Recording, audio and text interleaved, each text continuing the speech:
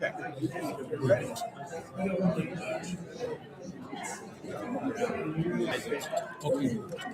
I think you'd almost.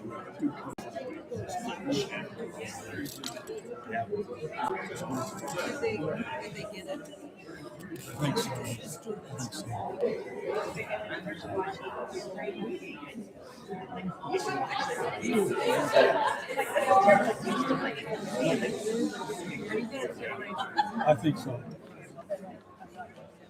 Okay.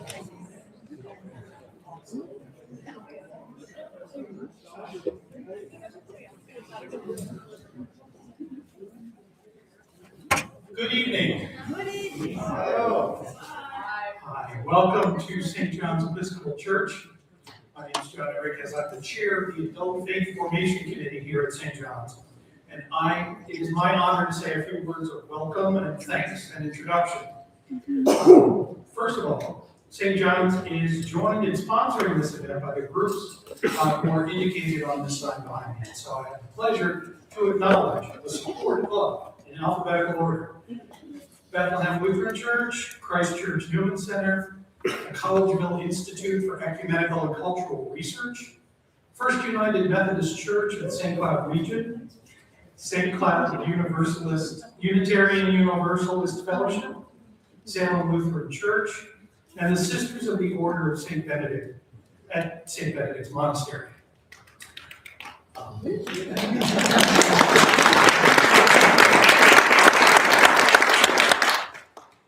And as much as we are grateful for the support of those organizations in helping make this event possible, there is one other person who I have to single out as the person without whom we literally would not be here. And that is Patrick Henry, who is the person who organized, who kind of put together all the sponsors, put together the speakers. He has tried to tell me that this is that it's all because of me. He is wrong. I had 1/2 of 1/3 of an idea, and he took the ball and ran it. And we wouldn't have everybody here without his hard work and the connections to the people that he knows. So, on behalf of all of us, thank you, Patrick.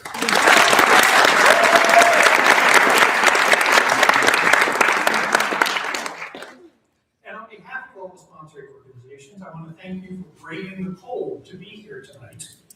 And to those of you who have not braved the cold, but are instead joining us on the live stream, we're delighted to have you with us as well for this very special event. Our interviewer this evening is Nora Hurdle, who is founder of Project Optimist, a digital news startup with a focus on what is called solutions journalism, a practice that is officially defined as rigorous evidence-based reporting on responses to social problems, rather than just focusing on problems. It works against the negativity bias in our psychology. Nora was previously a reporter with the St. Cloud Times, and she says that journalism is really good at cultivating compassion, connection, and wisdom, which is a recipe for this evening's conversation.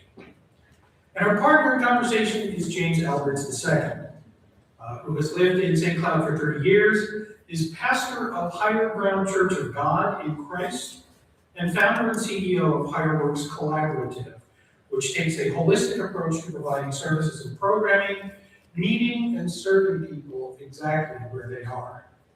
By taking the time to get to know each and every individual who seeks its services, HigherWorks Collaborative ensures they feel the full benefits of truly comprehensive support. Pastor Alberts is also the president of Isaiah, a multiracial, statewide, nonpartisan coalition of faith communities and community-based constituencies fighting for racial and economic justice in Minnesota. He was one of the developers of the St. Cloud Policing Agreement and among the first to sign.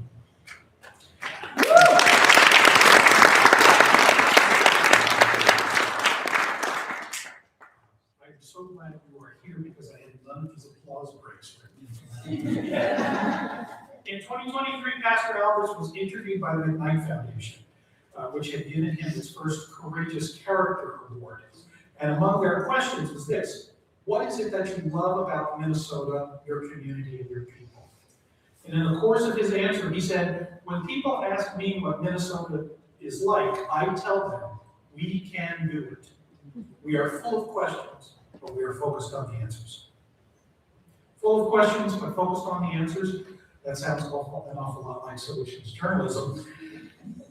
Please join me in welcoming our honored guests, Nora Hurdle and Pastor James Alberts.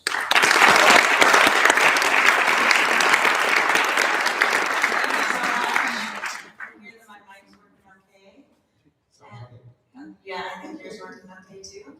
Thank you all so much for being here. Thank you for the invitation. I'm really honored to be the interviewer tonight and happy to share the stage with Pastor Alberts, who I have known for several years in my capacity as a journalist and in my work at Project Optimist, and admire his work so much in the community. And I love the concept of this event tonight and have spent a lot of time reviewing the letter that we're talking about tonight. Again, just a reminder of our focus this evening is how does a Black pastor read letter from Birmingham Jail today? And today is different than today a month ago, right? We have a different circumstance on the ground in Minnesota than we did a month ago, which we will certainly be talking about. We have a number of questions that were submitted ahead of time, and we're going to touch on those for sure. We have a good amount of time to do that. But to lay the groundwork, I wanted to ask Pastor Alberts to share his first experiences with the letter. Both of us were not born when it was written 63 years ago. So let's start with that. If you would share your first impressions or how it landed where you were when you first experienced it. Thank you for that. First of all, I want to thank all of you for coming and giving me the opportunity to be able to sit in this place and just talk about the work by someone for whom no introduction is needed or necessary in this day and age, but it's very apropos. And I thank you for giving me this opportunity. So, very thankful for the supporters and all of those that are engaged or are giving to this and then allowing us to have this platform to be able to speak on these matters, and to all those that are joining us online who are probably smart enough not to worry about that 30-degree below zero wind chill that's going around. But we are here as hardy as we are. My first engagement with the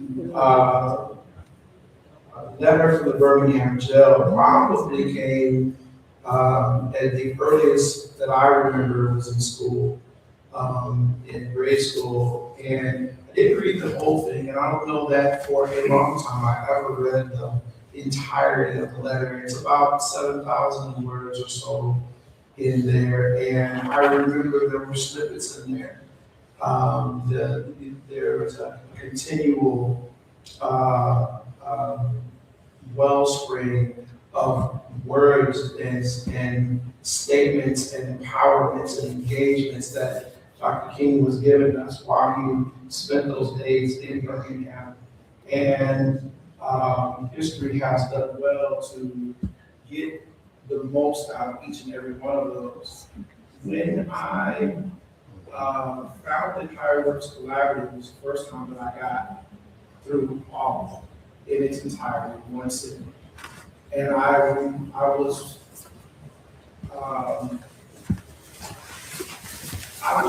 amazed at the totality and the completeness that Dr. King used that moment to be able to reach out and cover the entire spectrum. And so for me, I would count my first time, probably about 10 years ago, of reading the entire letter itself. And how do you think about it today? I know that's the big question, and we're going to kind of go into zero in on parts of the letter itself, but how is it landing today specifically with all that's happening in Minnesota. Right, and today, 2026,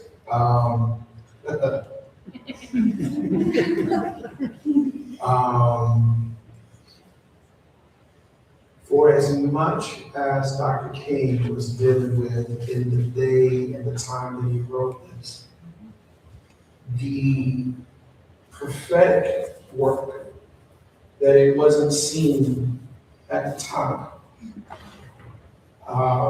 the prophecy that was given to us now about what the landscape is and what who the players are and what may be a path forward is absolutely amazing. Do you mean in terms of dealing with injustice and needing to address that, come together and how to do that? There's a guilt that I feel that the injustice is the same. I feel a way about Dr. King writing about something over 60 years ago that we are still dealing with in no less way today. It would seem as if racism in the form that it was seen at the time is running amok and proud at it at the same time.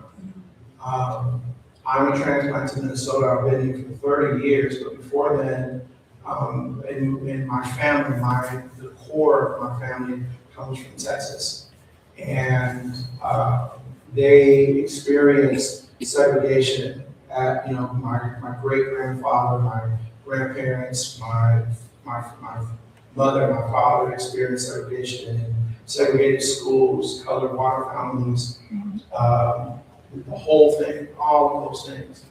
And it's amazing when you think about it because from my standpoint, it's like a documentary almost when you hear people talking about it at that time. And then you read Dr. King's letter and it's like, wow, okay, I hope that we graduated from that. And then, advanced to 2026 and it's like, no,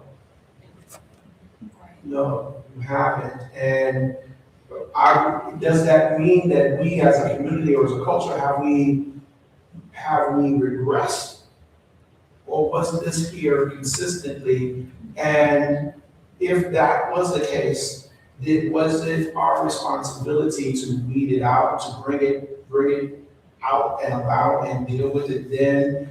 And that's where Dr. King's letter gets very, very prophetic in the ways in which he foresaw us handling it. Are you talking about the steps of fact gathering and purification and can you talk a little bit about how can we use that as a roadmap now? Dr. King, that was one of those areas that actually began to chill me down to the bone because if the roadmap or the game plan was given to us then and it applies now, then did we just not run the play? Like, did we just not execute on? Because, the letter can be broken down into basically kind of like 4 different movements where that first section he justifies the purpose for him being there. And that's where the line of injustice anywhere is injustice everywhere. And we have a responsibility to participate in what he called a garment of destiny. And that tugging on it in any one place means that it reaches us all. Then he gets to that kind of like that 4-step process for dealing with this.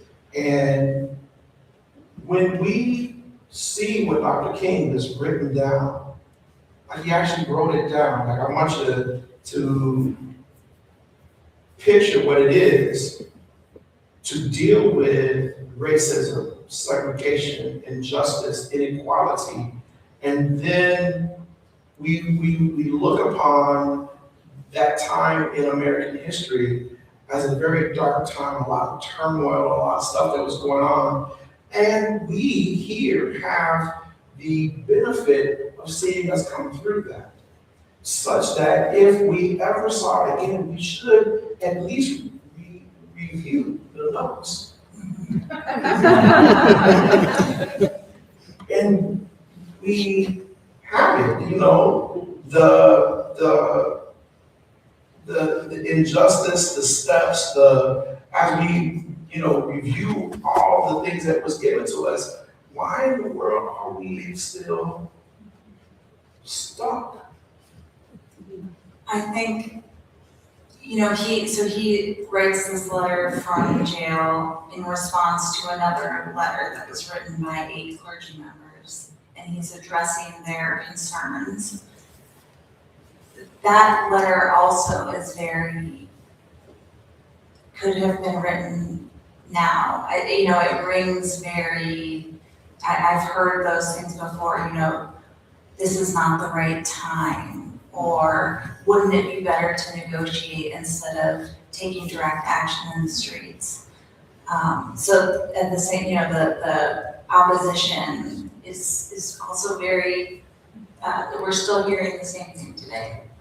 All past hours, we don't need to go marching down the street. All past hours, we shouldn't, you know, protest and boycott. All past hours, we should really try to work those things out. And you know, the amazing thing about all of this is that where we're having this conversation here in Minnesota amongst, you know, Minnesotans,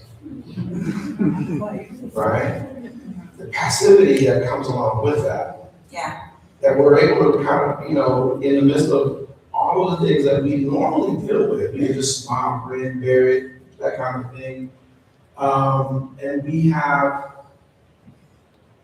I think that it is divine that the opportunity was taken, because Minnesota Lights never has to mean passivity. It has never had to mean that we, you know, put up with everything and we're never going to come face to face and deal with it. I think that what we have had an opportunity to see in the weeks up to and following tragedy, in the very place where you thought you could just get away with it, you just came in here and acted big and bad, was that there is a righteousness that shines even in the midst of the darkness that is, you know, being cast on us. That your shadow that you're trying to cast on us is only there because there's a light that's bigger than you behind you, right? And so when, you know, federal, you know, Dr. King talked about just laws and unjust laws. And where then do you draw the line? And he oftentimes, even times after that, say, I don't have a problem with following just laws.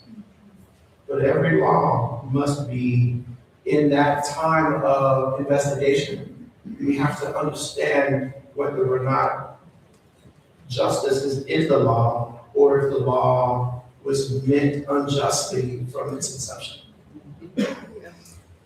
I'm gonna pull a question that was submitted ahead of time because it relates to what you just shared. Dr. King writes, any law that uplifts human personality, and I think he means personhood, right, is just. Any law that degrades human personality is unjust. That distinction was clear in Alabama in 1963. How is it clear in Minnesota in 2026? How isn't it good? How is it? How is it good? Yeah. We have, you know, the irony of the moment is that Minnesota seemingly just got over George Floyd. We watched a modern day lynching happen, visibly saw it. And the paralysis that we all had to experience, you had to watch, you had to do nothing, was gut-wrenching to say the least. And to say the most was more than what we could actually tolerate.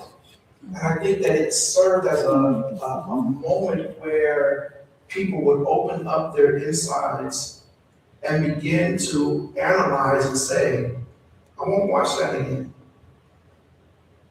I won't watch that again. And over and over and over, I won't watch that again. Not meaning I wouldn't visibly see it with my eyes, but at the moment that I saw it, I'm going to do something about that. That I'm not going to watch that. Yeah. I'm not going to sit as a spectator. And I have wanted to bring up what you said about putting your body on the line, because you saying not wanting to watch that again, I feel like compelled many people to get up. And I don't mean post on social media, but actually get up. And I just, the way he worded it too, about we couldn't just talk about it, we had to put our body out there. Can you talk about the physicality of, and how is that more effective than talking?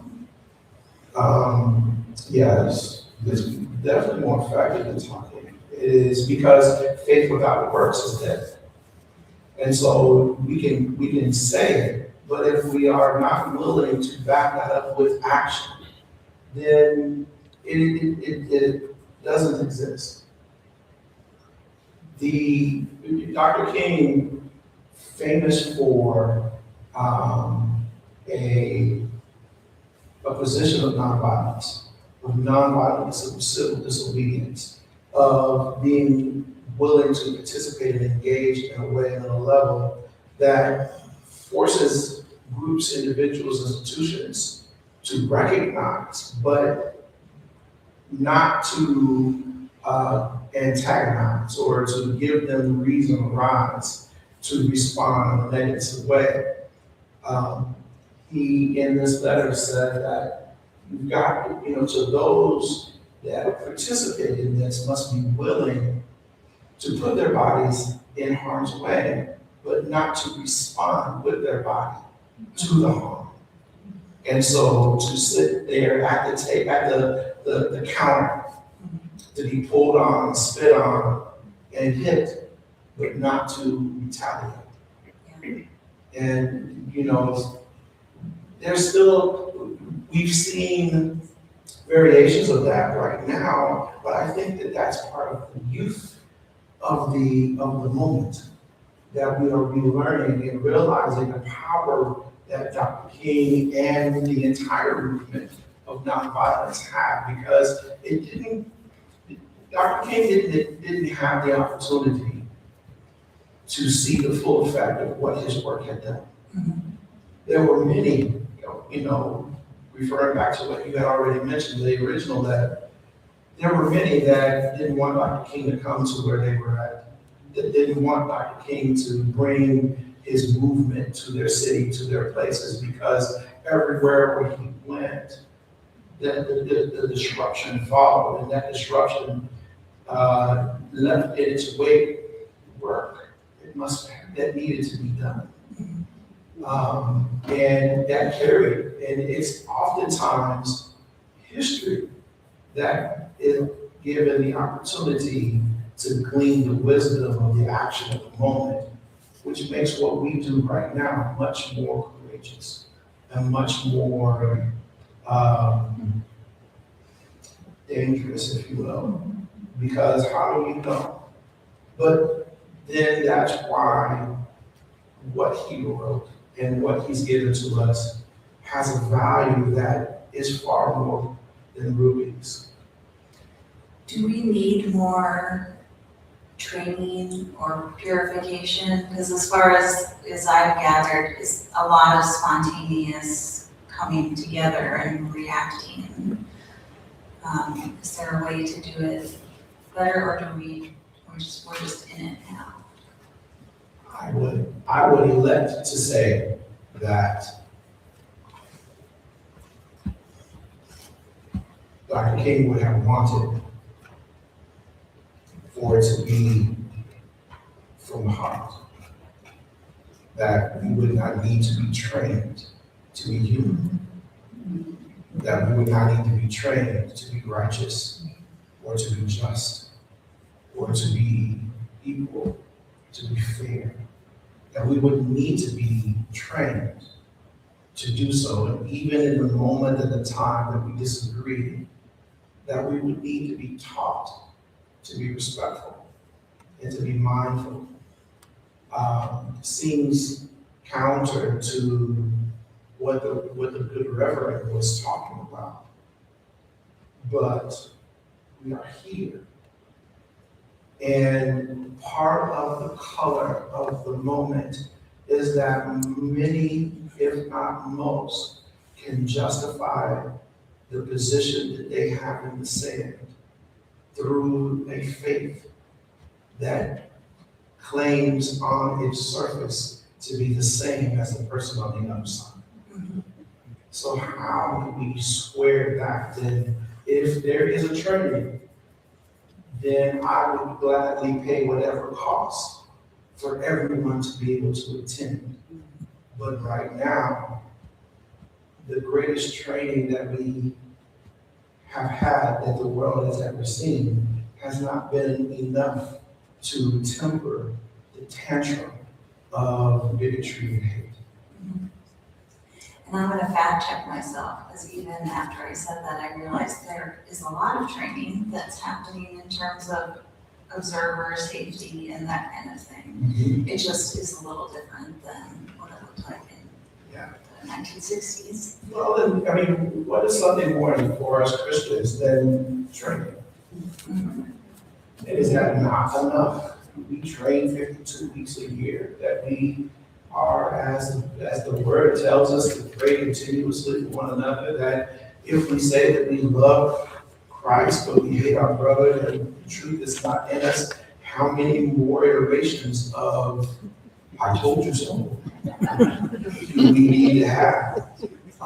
And yet, we wrestle, not against flesh and blood, but against principalities, against powers in high places.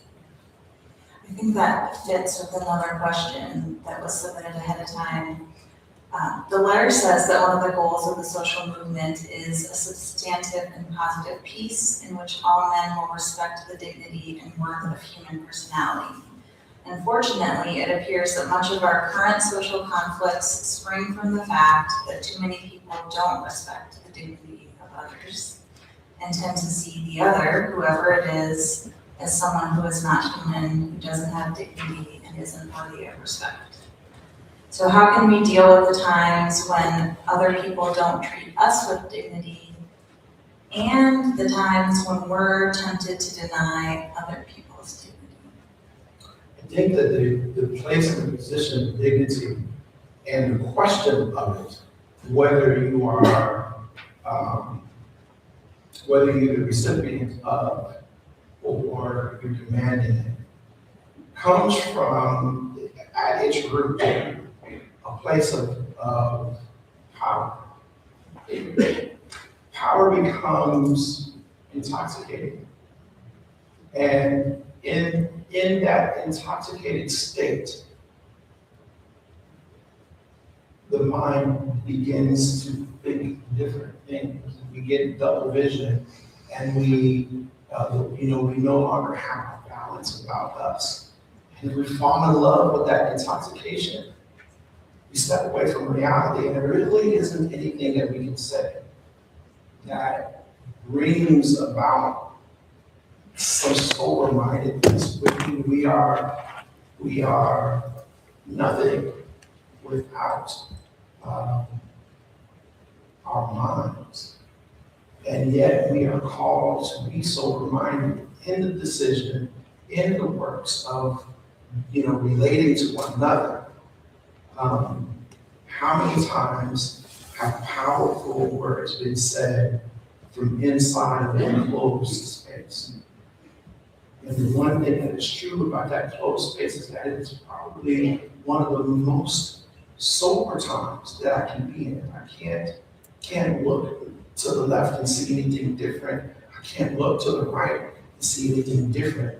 And Dr. King took an opportunity. It was said that before he went into jail, he knew he was going. He knew he was going to jail. He knew it, and it was already in his mind. And they asked him, "What are you going to do? Are you going to ride while you're in there?" And he says, oftentimes I need to be able to write. And even at the end of this letter, it says, he apologizes for the length of the letter. He says, if I was sitting in a comfortable place on a couch somewhere, I wouldn't have written as long as I did. But given my surroundings and the lack of access to other things that I've got going on, let me handle all of this, right? He who dwells in the secret place of the Most High shall renew themselves. And we must find, if that's a thing, then lock all of us up. So that we can find our sober selves and begin to realize what's actually valuable. Because those individuals, impoverished, considered less than, those individuals that are sitting in a place where they are asking first for equality, fairness, the ability to go to work, do a thing, come back home. So then somebody comes because they can and says, you can't do that. And we're not asking anymore. We're demanding. We walk into places and we shut down business. Not because we want to be needy, but we do want to be destructive. Because your normal way of life ignores the plight of the individual that makes the life you're living possible. So we are living at a moment in time where if we don't figure out what our sober self is supposed to be saying and supposed to be doing, then we'll end up in a ditch that we can't get ourselves out of. And that's what it feels like right now. We feel topsy-turvy. And it feels as if we're headed to something that we may not be able to get ourselves out of. And when you look at the letter that Dr. King is writing, taking in everything that he's taken in from different preachers, different churches, different leaders from around the country, and having to deal with that, he justifies the position by saying, I have no choice but to continue in the vein in which I have started, that I will do so non-violently, but I will not be quiet. So it sounds like you're recommending almost a contemplation practice or a quiet time for all of us to, For a time. okay. For a time. But I mean, Dr. King's step, these 4 steps that he gave, that there was a mediation time for us or a meditation time for us. That happens kind of early on. But then once we're done with that, hit the streets. Yeah. Hit the streets and don't come off the streets until. And it's, have you ever done much before? Have you ever been disruptive before? It's a wild thing to be disruptive. I've been disruptive a little bit in my time. And if you're afraid of being by yourself, it's gonna be rough. Because those individuals that are watching you and feel the same way are just as scared as you are. And they're looking for someone with the courage to get it started. But they have not the courage to start it themselves. And so what Dr. King became was a tip of the spear, kind of disturbing the water, and then everybody would run in. White, black, and different, all of those things that they believe the same way, we can look and say, that's not right. But when you get off the couch. For a project that I was working on, came upon some research, a scholar who's a political scientist at Harvard and studied Dr. King's work, the civil rights movement and other nonviolent movements around the world, and came to the conclusion that you need 3.5% of a population to make serious change. Is that a lot? Is that a little? Well, it depends on the size of your population. Yeah. Here in our neck of the woods, in St. Cloud, Minnesota, I always say, I've said it for a long time, that St. Cloud is big enough to make a difference and small enough to make it happen. Right?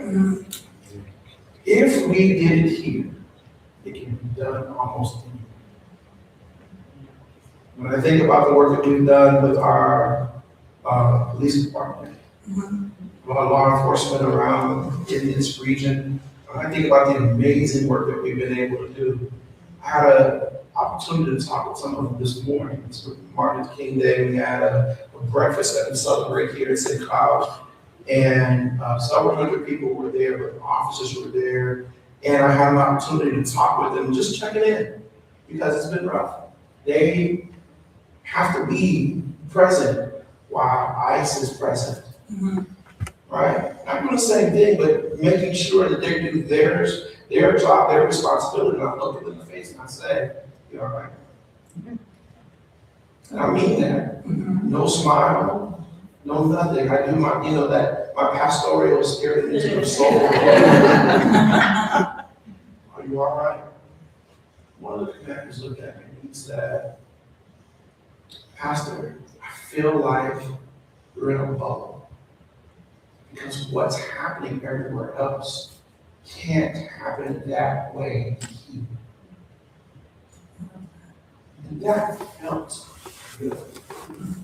Now, it took us 20 plus years of constant, consistent work to put that in there. And you don't have to take it from the law enforcement. You can ask the community for which they serve, and the community, the immigrant community they serve, said the problem is not our officers. And they know, and they have gone to them and said, "We know that it's not you, but help us. What can we do?" And so is there a way out? If there is a light in the midst of this darkness? Absolutely. Because we've always said about this agreement, it's the relationships that we form, not the paper that it's written on. And I believe that that's the place that we exist. It's okay to have one at a time. The way out of this is to know each other. Right? We are told to know them that labor amongst you. And if you're out here doing the work, right? I've been the victim of racism, or at least they tried to make me a victim of racism. And there's oftentimes, if I can get my hands around it, I won't let racism victimize me. Because it is a challenge of the mind to know why a person who just flat out hate you, and then to be okay with that. And that puts the work on both sides, not just one. Yeah. It is not the responsibility of the person who hates solely to fix their problem. And it is not solely the responsibility of the person who is hated to fix the problem. It requires us both to address it. And it's going to take time in order to get it. If any reporters are listening to this live stream, this is a great solutions journalism opportunity to come to St. Cloud and look at the community policing agreement. Absolutely. And see how that could work in other communities. Okay, so I want to talk about white moderates now. That is a big focus of the letter. I think it lands today, but we got a question, basically asking who would the white moderates be in the ICE situation that we have now? Would they be white moderates or would they be someone else? And what would Reverend Dr. Reverend King say to them? So Dr. King in his writing, he wrote this letter, he didn't hold back on what would collectively be called the lukewarm participation, right? The white moderate that is not, that sees it, holds on to an ideological belief that would speak against it and does nothing, right? You'll say it from the comfort of your own warmth and your own security, but you won't say that in the picket line. You won't say that in front of the people that need to hear it. You won't correct your friends, family, circles, right? And you won't put your body on it. And you put your body on the line, right? Because at the end of the day, I don't need, what was the word that we were using for a while?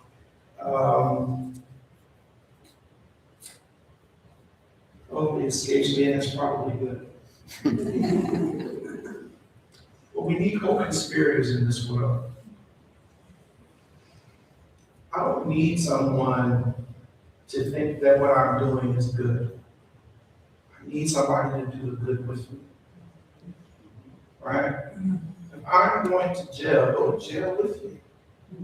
Hey, you want to impress me? Go to jail for me. That would be crazy. And you have seen that at a different level when I said that I will not watch that again. Seeing George die, I will not watch that again. I'm going to jail. Sure, I'm going to jail because my conviction says that I must intervene, that life is the law that I'm defending, not Minnesota statute, not United States statute, but the law of life, right? And we're built on life and liberty and the pursuit, then I am pursuing life and liberty. And we can't escape from that. Now, who's the moderate? Let's answer the question. Who's not on the scene? Who do you not see? That's your moderate, right? We see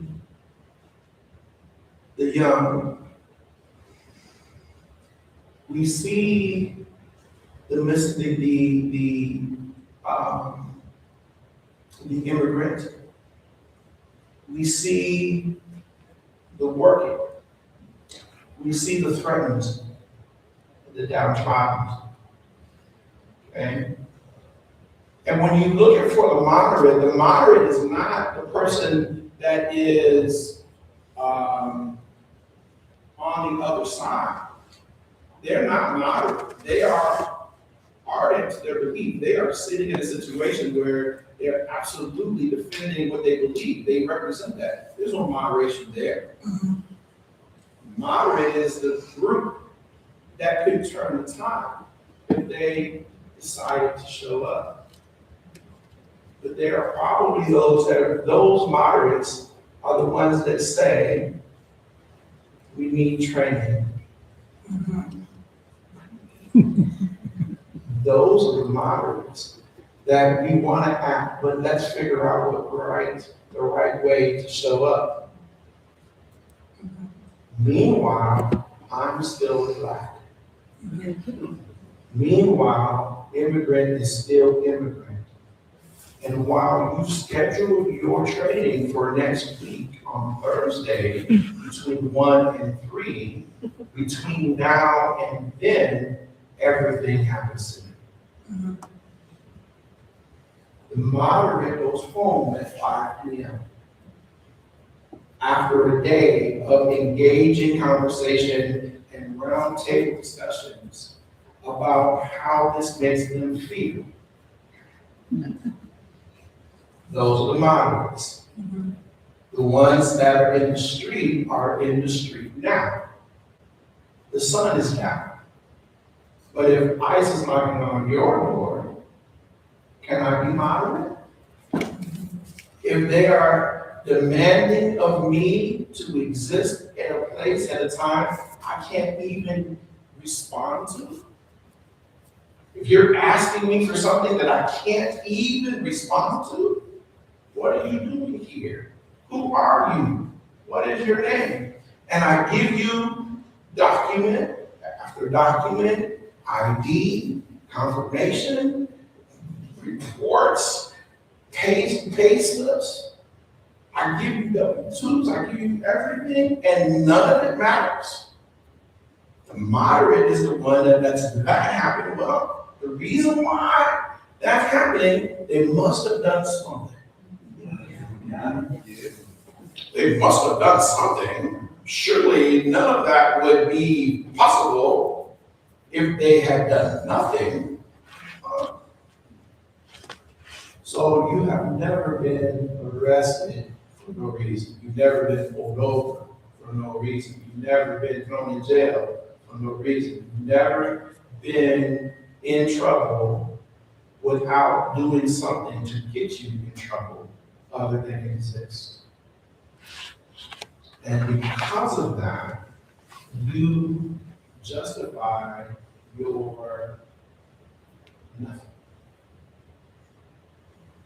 I feel good about being able to go to my training. We had a wonderful conversation. It was thoughtful and moving. I felt so touched by that. I can't imagine what it would be. Can you pass the potatoes? Thank you very much. And you sleep. Mhm. Now, the truth is that moderate has existed for a long time. The moderate is a very powerful position, perhaps the most powerful, because on either side,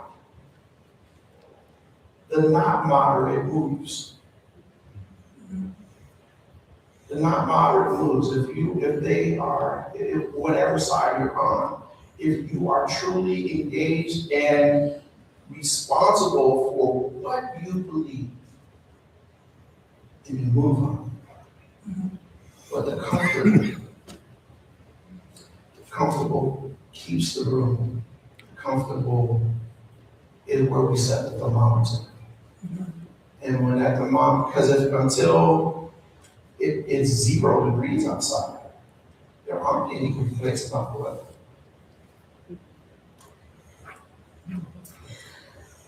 I guess we can also talk about the white clergy as well and challenge kind of conflicts within the church.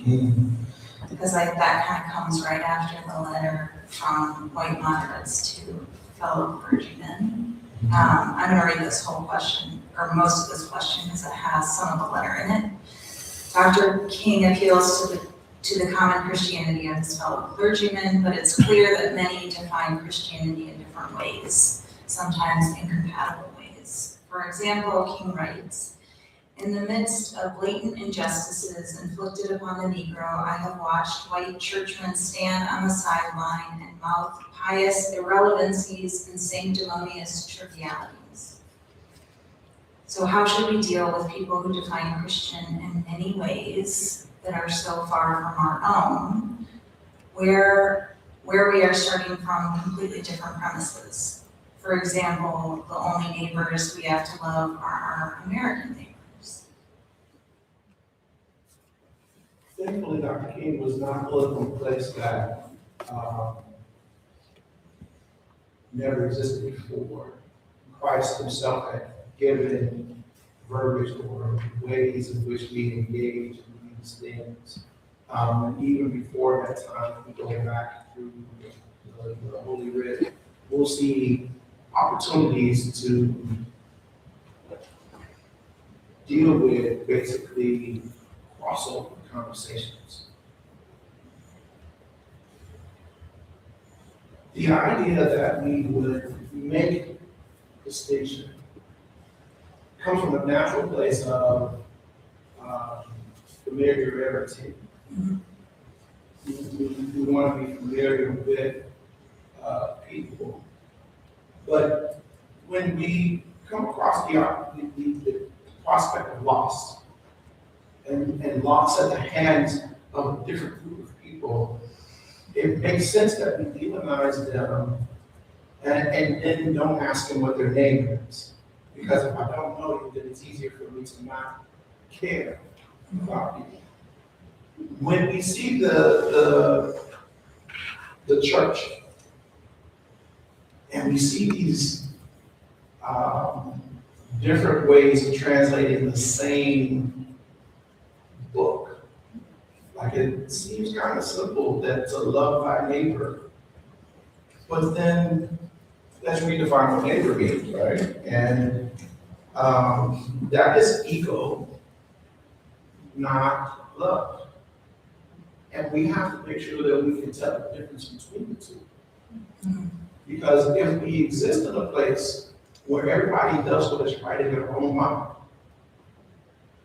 then we're all. And it is the surrender of my own understanding to develop a love and appreciation for God's understanding that we are supposed to be ready for, right? And all I get an understanding, but it is not mine that I want. It is because if I am about, I have an opinion about things, and if I exercise that opinion and you don't agree with it, I have not the authority to punish you for disagreeing with my opinion. Right? Jesus himself did not take the opportunity to force that, because he would say, not my will, but my Father's will. As if to give us an example by which we should conduct ourselves, and we don't need to push our own. We don't even have to figure this out. That it's been figured out for us, that we need to love each other, that we are full of issues and problems everywhere we could land where we want to. And so I can imagine that when Dr. King is sitting in the jail and he's reading these letters that these other preachers are sending him, he has a lot of ways in which he could go. He could retaliate, because certainly if you hear some of the stories of some of the things that he went through, the physical assaults, the near-death situations that happened all the way up to his assassination, all of the times in the moments where he could have responded in a way that most of us would say, it's okay, you gotta understand, man, look at what they firebombed his house, they stabbed him, they ran him out of town, they thrown him in jail, they beaten and brutalized him, they've done all these things, and our flesh would say that it is okay for us to then feel as, okay. But that's the moment where the other side jumped on and see, I told you. And you knew that. And it's the surrender, the personal surrender that each and every person to stand in a way that says, I'm not here for myself. It takes a lot of discipline. And it seems. I mean, it took a lot of something. Yeah. And discipline, if we want to say nothing, yes, it takes a lot of discipline. But I also think that it takes a lot of love. It takes a lot of love, a love for people who don't give me credit for years. And even now, to this point, to this day, the kind of this reverting back, trying to take it back, right? We're not going to recognize the day. We're going to minimize the day. There's this opportunity where that's being given, to where if you want to put your hat back on, if you want to put your sheet back on, you can, right? You can put your sheet back on. We're giving you permission to do that. And that's the risk. That you revert back to a moment where that was okay. And even if you were raised in it, if you heard it everywhere, if you thought about it, in that moment where you got a chance to choose, where it looks like it won't cost you anything, realizing that everybody's watching. There isn't a camera in this whole wide smartphone world that won't capture you in the moment that you make that decision. Not anymore, not ever. But the secret is that we've always been watched. We've been watched the entire time. We just fail to honor who's watching us. And it has put us in a situation now where you will do for the idol what you would not do for the king. And in that manner, in that way, now you're being called tax for being true to your heart. And if you love the way you're supposed to, what do you call what you're doing with your body? Because if you're not putting your body on the line for your brother, for your sister. There's an interesting question that I think it segues, it goes well to this about body versus secular and sacred. Dr. King writes, I have heard so many ministers say those are social issues which the gospel has nothing to do with.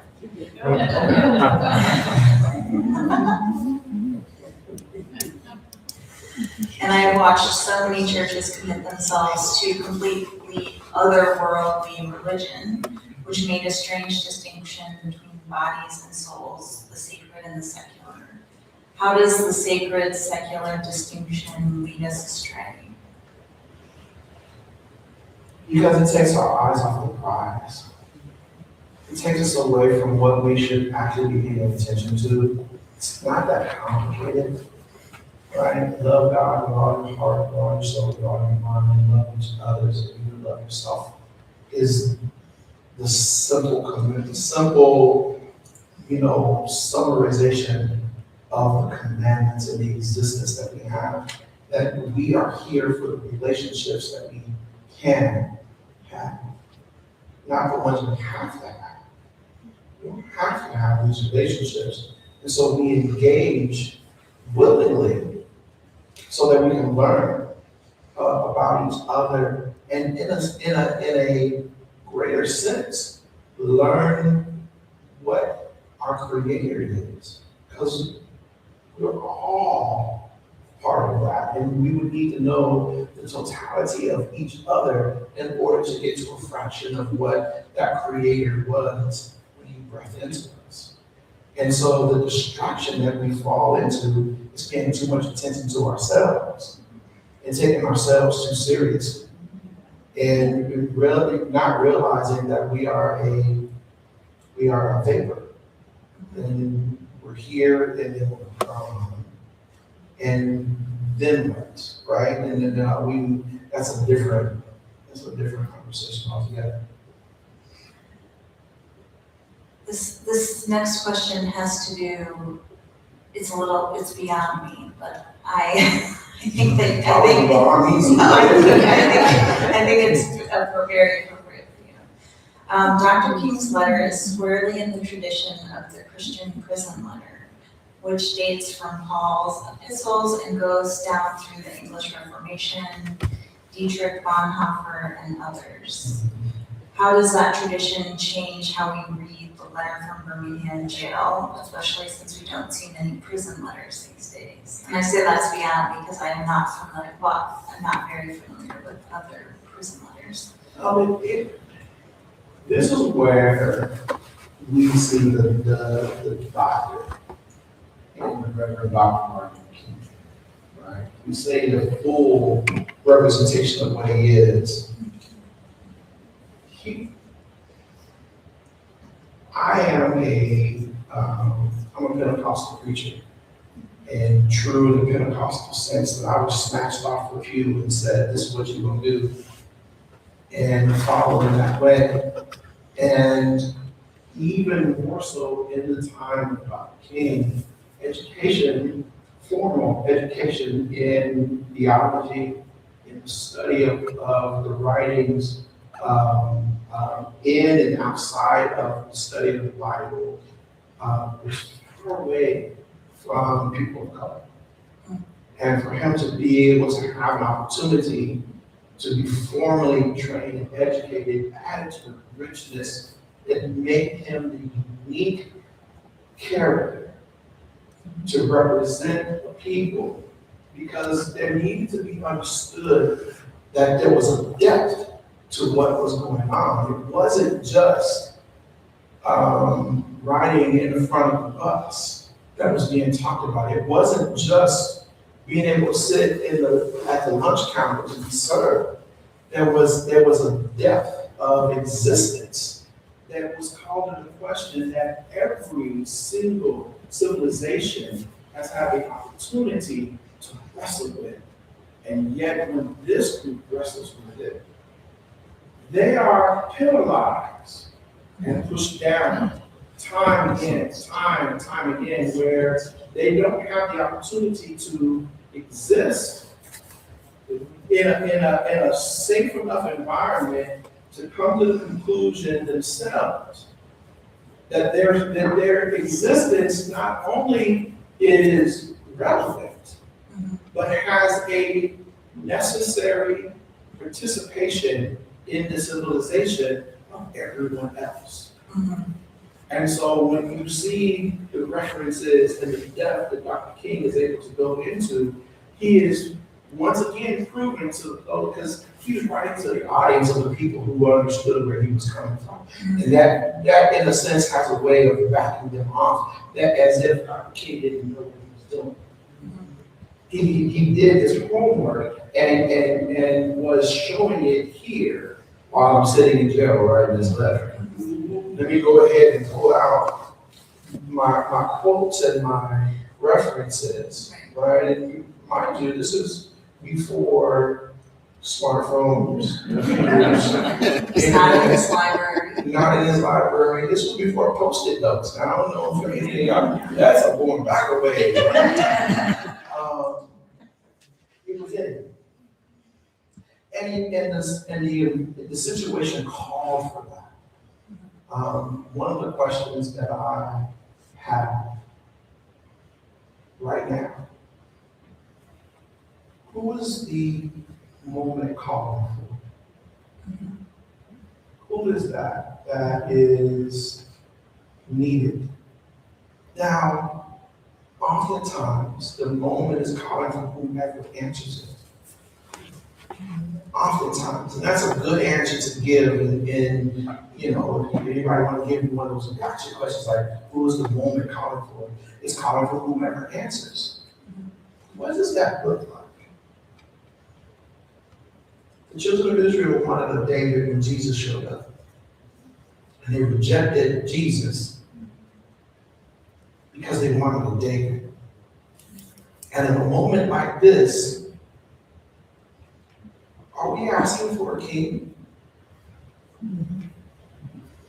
We asking for another Dr. King to show up with a melodic voice and a depth of vocabulary that speaks intelligently into the camera, inspires us to walk out into the streets and move the variable mountains that exist upon us, that in great words and all types of things, and with courage and power walks out and brings us together.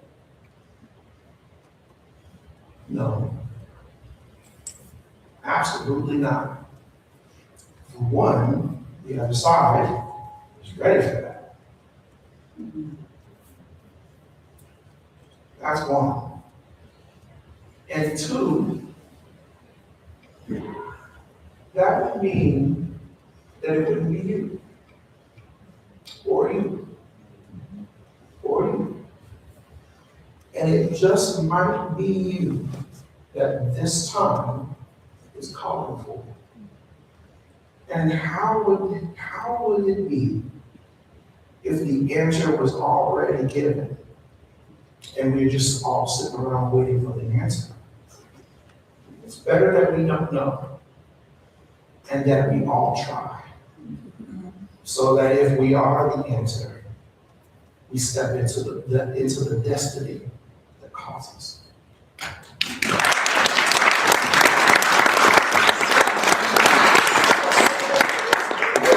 was a good ending if we were ending now.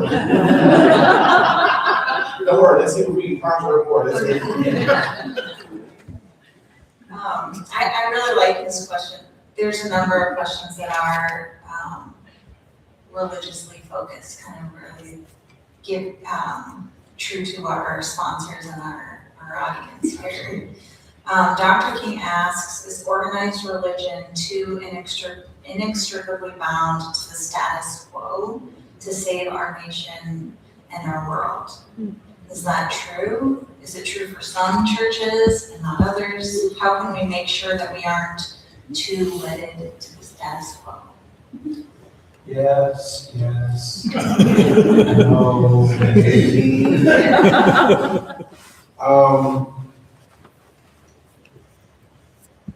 I don't think that the church itself is too much of anything.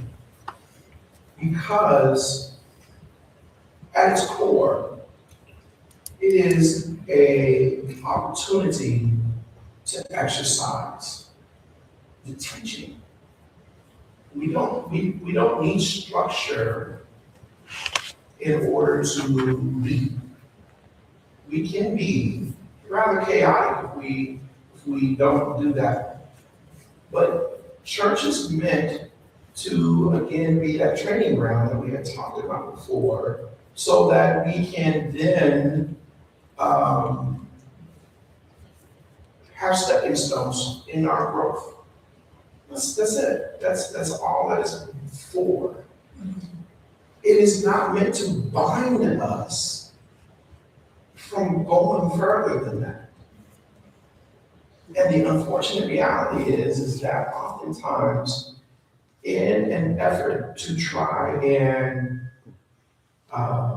maintain order, we chastise those that reach a level of velocity around a belief that they can escape the bounds of one belief and participate in the belief of a greater that sees not just one church, but many collections of churches as one body. Dr. King referenced that even as he was rebutting the relationship that his movement had to those individuals that didn't want that movement coming to them. We are members of one body, right? Now, I might not be the same part of the body that you are. Surely, my movements and my activities have me over here. And while I'm doing this, I may not know what this one over here is doing, but we are still related. Now, I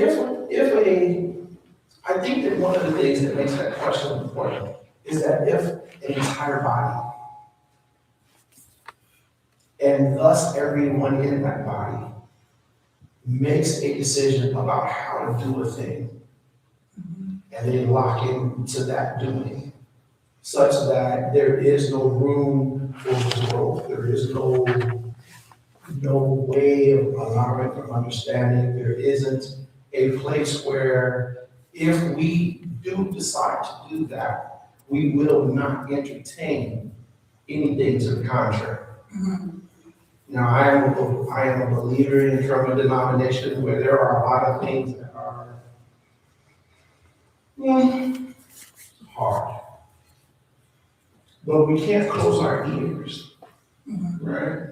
It's our mouth that has lips, not our ears. And so you can close the output, but the input has to remain open so that we can receive continuously. Yeah. information in church has to remember that if, as an entity, as an organization, we can't stand on the precepts of doctrine, because it is prophesied that there will come a day where men will not obey sound doctrine. That doctrine in and of itself does not save. It has no ability to be able to save. It gives us instruction for how we can organize our thoughts and organize our understanding. But at the moment that you achieve organization in your heart and in your beliefs, then you must be courageous enough now from that position to step out on the water. You can't just be comfortable, this is where I go to church, this is where I pay my tithes, this is where I'm constant, I'm regular, pastor knows me, we're good. We're good. And yet, someone is hiding their American-born child at home for the fear that they won't care that they're naturally born. That children are carrying, Mom, I need to have my birth certificate. Birth certificate, you mean your passport? No, my birth certificate, the one that says that I was born here. Right? And now if you sit and you're okay with that because your religious leader gave a missive on it that past Sunday that, gives you penance for feeling okay about that, because there's nothing you can do about that. That's a struggle they got to deal with. Do you really want to, do you want to cap your growth in your spirituality underneath that roof? Or is there something greater in you, as 1 John 4:4 would say? Is there something greater in you that is being called on that would actually even challenge the fact that you need to come out from among them and sanctify yourself? And it's interesting because when you think about Jesus, and I know I'm making this one question really long, but when you think about Christ, he challenges every concept that we're questioning now. That he himself would not necessarily be welcomed in what we call comfortable church today. How can you sit in here comfortably when pain and sorrow is going on right out there? How can you sit comfortably in any one of the places and spaces that you're in when the challenge that I gave you was to love unconditionally each and every one of those that exist around you? How are you here? How are you here? And so it makes it interesting that a black man in the 60s sitting in a jail was writing a letter to a bunch of people who were not in jail, writing a letter to him, telling him to stop, and he was in jail. I'm going to talk about time.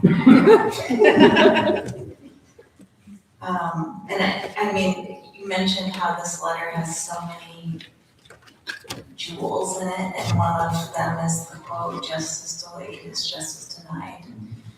And there's a question from one that was submitted at a time. King talks about the myth of time and how it serves the oppressor. And then in a 1964 speech, he said, "We must help time, and we must realize that the time is always right to do right." So what are some practical ways that white people could help time today?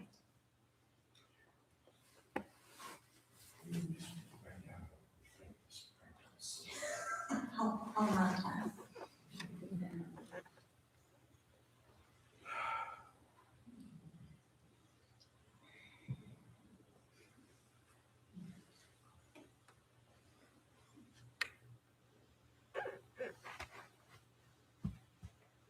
Just do it. If you're thinking about it, one of the things that I've always wanted to know is that, because I've been black all my life. I'm oftentimes wondering, because I've fought for most of the stuff that I've been able to accomplish. Hard. Fought against myself. Fought against my family. Then I fought against the world. And the hardest fight was always myself. And that if I can get past me, everything else, I can handle that. And yet I deal with people who sit in a place where they're so privileged they don't know they are. They sit in such a comfortable spot. And they come and they say, what can I do? And my response is be you. Be you. Be confidently you. I don't want you to come and be me. Ain't enough room in here for anybody else. And there's, according to my wife, one of me is enough. But I need you to be you. And what I would say in response to anybody asking that question, what can white people do? Man, y'all can do a lot. Do it. Do it. Don't wait on me. Do it. Vote with your money. Right? Part of Dr. King's campaign was a campaign on poverty. Yeah. Because one of the things that makes being not white so hard is the gap that exists between the financial structure, the have and have not. The unequivocal unfairness that brings us to the state of Minnesota while this great thing is going on is that it was expected that the white Minnesotans wouldn't care what was going on with the black people that were being accosted because Minnesota has one of the biggest gaps between the white haves and the black have-nots. Biggest in the country. We're underneath the state of Mississippi when it comes to the wealth gap. We have an abysmal graduation rate when it comes to black children, when it comes to colored children, yet we sit upon a very high standard for our education overall. And we get away with the idea or the notion that it is okay because overall it looks okay. And that's that Minnesota nice part. And they try to take advantage of that. And they didn't take into consideration that even though what you see and what you heard and what you had going on and what was there was not the same as what was in your hearts. One of the great optimistic places that I try to exist in. And I've seen it here in the 30 years that I've been here, 31. Is that somehow fallen into a trap. That the existence that they had, they learned that. And there was no example of otherwise. There was no area of otherwise. And that when they came into contact with the opportunity, they might have got it wrong. And in getting it wrong, I don't know if I want to try it again. It didn't really go well the last time we tried that. And so there are a lot of individuals that are sitting underneath a malaise of of ambivalent. It looks like they're ambivalent, but as you have been able to see, that they'll show up if you, because I'm not the only one who will not watch it again. We have about 3 minutes left, and I have a hard question for the last couple minutes, kind of an existential question for the church. Dr. King writes, I meet young people every day whose disappointment with the church has risen to outright disgust. Have you had the same experience? How do we? Give them room. Give them room. Church is not the domain of the old. It's the avenue of the young to get basic instruction, but their shoulders are strong.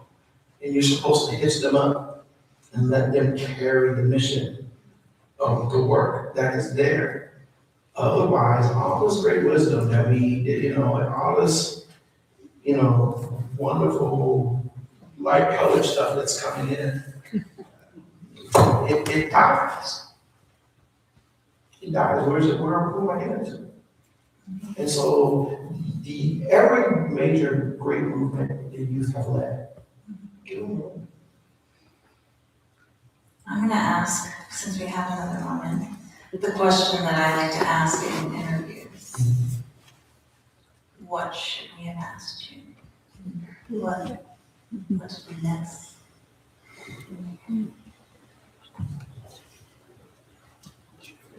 Is it going to get worse before it gets better? Is it? We have only begun.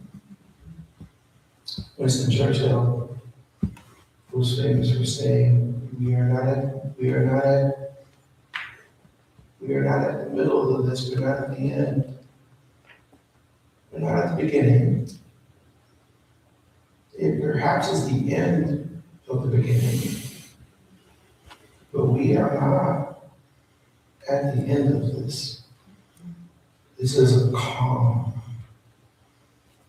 And we are seeing the revisitation of a room in a house that we left empty instead of populating it with the stuff that we're supposed to populate it with.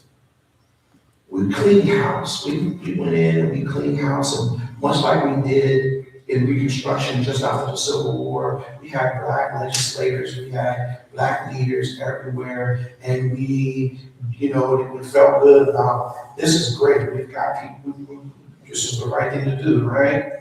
And then it swung back around, we went and snatched all those people out of office. And we stuck them up underneath the bus. Oh, we can't stick them underneath the bus, let's put them in the back. We'll keep them there. And so we see these moments and times where we have these opportunities to grow.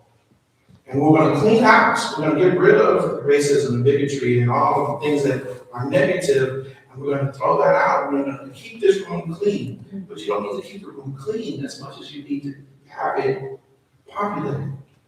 What are you going to put in it? What are you going to put in it? Because if you're not going to use it,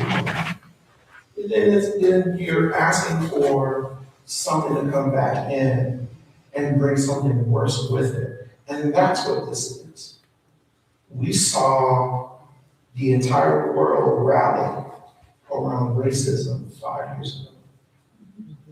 And we didn't put anything in that room. And so now it's come back. And now it wants Greenland. Yeah. Okay?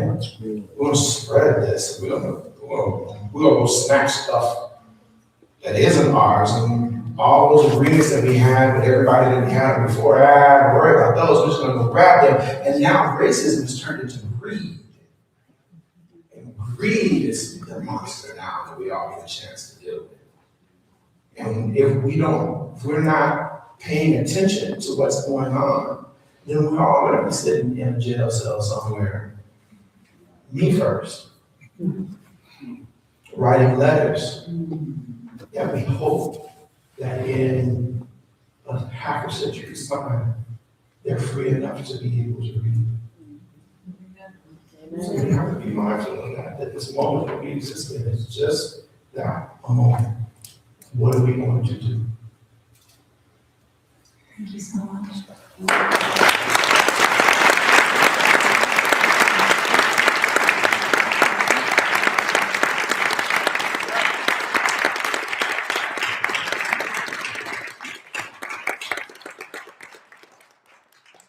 Well, thank you, excuse me, this has been a wonderful evening with, I know that this is going to stay with us, and call to our minds, our souls, and our bodies. And for in-person participants, please join us for refreshments and conversation in our parish hall before you go back out into the cold. To our online participants, this is the conclusion of the program. We hope it continues to stay with your hearts and minds and bodies over the coming days. Please join me in thanking our presenters one more time. Thank you.